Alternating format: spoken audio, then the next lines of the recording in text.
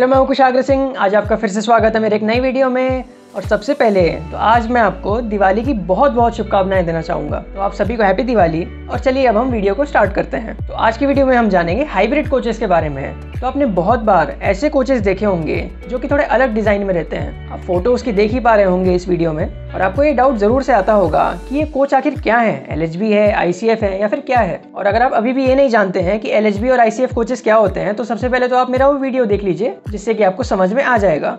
आई button पर आपको उसकी लिंक मिल जाएगी। तो हाइब्रिड का मतलब होता है कि दो चीज को मिला देना। तो यहाँ पर ICF और LHB कोचेस दोनों को मिला दिया गया, इसलिए हम इसे हाइब्रिड कोच कहते हैं। अब सबसे पहले तो आपको डाउट आ रहा होगा कि भैया रेलवे ने ऐसा क्यों किया, आखिर ऐसी जरूरत क्या पड़ी जो कि हाइब्रिड कोचेस बनाने पड़े। तो मैं आपको बता दूं, अब जितने भी LHB कोच होते हैं उनकी प्राइस रहती है 2.75 करोड़ रुपीस। और वहीं अगर हम ICF कोच की बात करें तो उनकी प्राइस सिर्फ और सिर्फ 80 लाख से लेके 1 करोड़ के बीच में आती है। तो अब आप देख सकते थे कि यहाँ पर गैप काफी ज्यादा हो रहा है, लगभग 2 करोड़ का गैप आ जा रहा है दोनों कोचेस के बीच में। और इसलिए इंडियन रेलवेज ने सोचा क्यों ना इन दोनों कोचेस को हम आपस में मिला दें, ताकि मजबूती LHB कोचेस जैसी आ जाए और आधा सामान इसमें ICF का ही लगा हो, जिससे कि जो कॉस्ट है वो काफी ज्यादा कम पड़ जाएगी। और यही सोच के इंडियन रेलवेज ने LHB और ICF कोचेस को एक साथ मिला दिया। अब इसमें किया यह गया कि ICF कोचेस की बोगी लगा दी गई। बोगी का मतलब होता है जो कि नीचे वाला पोर्शन है, जहां पर भी चक्के वगैरह लगे हैं, तो वो ICF कोच की लगा दी गई। और ऊपर की जितनी भी बॉडी थी वो LHB कोच की लगाई गई। मतलब कि पूरी की पूरी इसमें स्टेनलेस बॉडी है जो कि LHB कोचेस की जैसी है।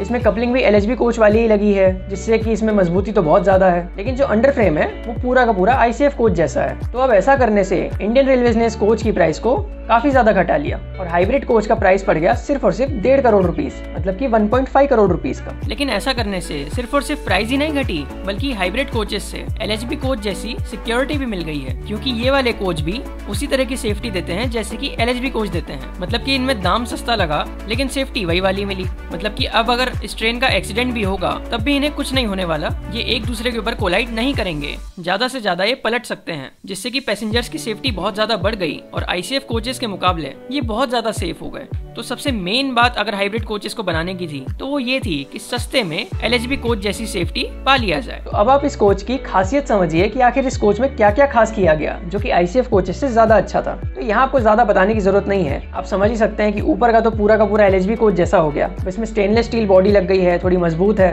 कपलिंग LHB कोच वाली है, मतलब कि जिसे हम H टाइप कपलर कहते हैं। अगर आपको नहीं पता तो फिर आप मेरा कपलिंग वाला वीडियो देख सकते हैं, उसमें मैंने इसके बारे में आपको बताया है। और इन कोच में CTTS लगाया गया था। अब CTTS क्या है ये अगर आपको समझना है तो आप मेरा बायो टॉयलेट वाला वीडियो देख लीजिए। अब इसमें ऐसा होता है कि इसके जो टॉयलेट्स लगे हैं तो उसमें जैसी ट्रेन की स्पीड 30 की होती है तब सारा का सारा वो नीचे गिरता है, वरना अगर गाड़ी की स्पीड 30 के नीचे है तो फिर उसमें जितना भी सामान है वो सब वहीं पर जमते चले आता है एक टैंक के अंदर। मतलब कि जब भी स्टेशन में अगर ट्रेन खड़ी रहेगी तो स्टेशन गंदे नहीं होंगे, और जैसे ही ट्रेन 30 की स्पीड में आएगी तो वो सारा का सारा वेस्ट नीचे गिर जाएगा। तो CTTS का ये फायदा हो गया इसमें। अब इसमें LHB कोच की तरह EOG नहीं लग रहे हैं। EOG का मतलब होता है एंड ऑन जनरेटर्स। अब आपने LHB कोच में हमेशा देखा होगा कि आखिरी में जनरेटर लगाया करते हैं। वैसे तो अभी WAP7 से HOG के द्वारा, मतलब कि हेड ऑन जनरेशन के द्वारा डायरेक्टली बिजली सप्लाई हो रही है, लेकिन जब ये कोच नए नए आए थे तब इसमें जनरेटर चल रहा था, तो उसमें जितना भी फ्यूल जलता था तो वो भी काफी ज्यादा था। और वहीं अगर हम हाइब्रिड कोचेस में देखें तो इसमें फ्यूल की जरूरत ही नहीं थी। अब इसमें LHB कोचेस में जैसे नीचे डायनामो लगा रहता है, मतलब कि दोनों चक्कों के बीच में ही एक जनरेटर लगा है। जैसी ट्रेन चल रही है, इंजन जैसी ट्रेन को खींच रहा है,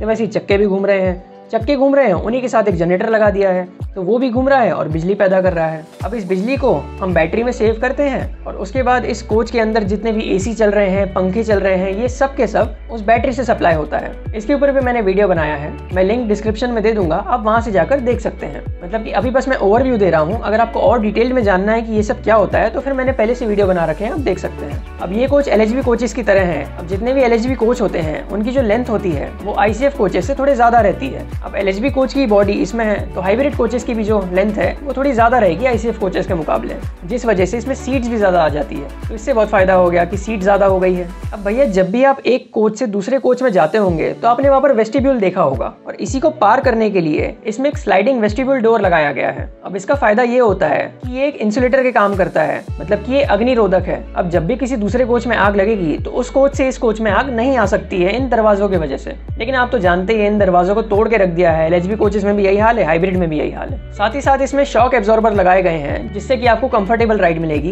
अब ट्रेन के जो एंड्स में FP और BP पाइप लगाए जाते हैं, मतलब कि फीड पाइप और ब्रेक पाइप। अगर आप इन्हें नहीं जानते हैं तो आप मेरे ट्रेन के ब्रेक्स का वीडियो देख सकते हैं, उसमें मैंने इनके बारे में समझाया है। तो इसमें एडिशनल FP और BP पाइप दिए जाते हैं।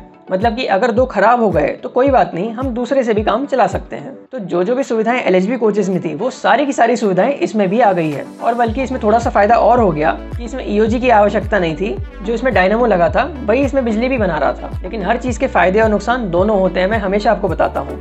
अब ये जो कोचेज हैं इनकी जो स्पीड है वो 130 में रेस्ट्रिक्टेड है। भाई अगर हम LHB कोच की बात करें तो 160 तक चलते हैं, और अभी तेजस वाले हो गए वो तो 200 तक जा रहे हैं। तो ऑफकोर्स सी बात है कि भैया इसमें स्पीड बहुत कम हो गई है, क्योंकि बोगी तो पुरानी वाली ही है, उसमें तो कुछ फर्क नहीं आया। फर्क तो बस ऊपर की बॉडी में आया है। साथ ही मैं आपको बता दूं, जैसे कि ICF कोचेज में इंजन को थोड़ी ज्यादा एनर्जी लगानी पड़ती थी खींचने के लिए, वैसे इनमें भी इंजन को थोड़ी ज्यादा एनर्जी लगानी पड़ती है। अब आप सोच रहे होंगे ऐसा क्यों, तो मैं आपको बता दूं, जो भी नीचे डायनामो लगा रहता है, मतलब कि जो भी जनरेटर है, उसे भी इंजन को साथ साथ खींचना पड़ रहा है। मतलब कि इंजन को और एक एक्स्ट्रा लोड मिल गया है कि भैया उसे इतनी मजबूती से चक्कों को खींचना है कि वो चक्के बिजली जनरेट कर पाए, क्योंकि चक्कों से जनरेटर जुड़ा हुआ है। तो इंजन को ऑफकोर्स ही बात है थोड़ा सा एक्स्ट्रा लोड खींचना पड़ेगा। तो इसलिए ICF कोच की तरह ये भी थोड़े भारी होते हैं खींचने में। और इसमें एक और काफी बड़ा फायदा है, इसमें एयर स्प्रिंग्स लगी है। अब आपके मन में ये डाउट आ रहा होगा कि एयर स्प्रिंग क्या होती है, तो मैं आपको बता दूं, पहले ICF कोचेस में बोल्स्टर स्प्रिंग लगा करती थी, वो नॉर्मल वाली स्प्रिंग रहती थी लोहे की। और अब जो एयर स्प्रिंग रहती है इसमें ज्यादा कुछ नहीं करते हैं। अब वो जो स्प्रिंग लगी है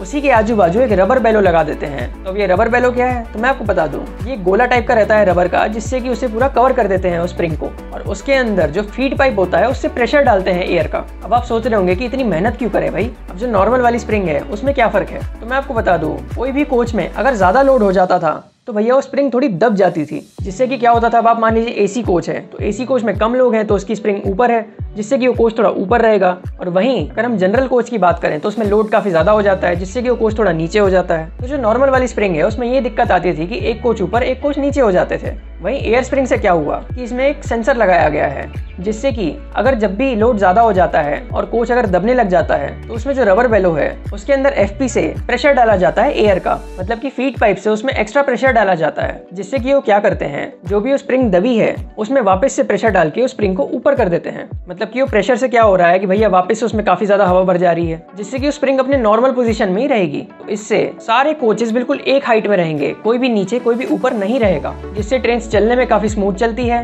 कपलिंग ऊपर नीचे नहीं होती है, और इस वजह से इन ट्रेन की स्पीड थोड़ी बढ़ जाती है। तो आपने यहाँ पर एयर स्प्रिंग का भी फायदा समझ लिया। अब दिसंबर 2008 में RCF कपूरथला ने इस कोच को लॉन्च किया था, और तब से काफी सारी गाड़ियों में इन कोचेस को लगाया गया। अभी तो फिलहाल इन कोचेस को बहुत ज्यादा कम कर दिया गया है।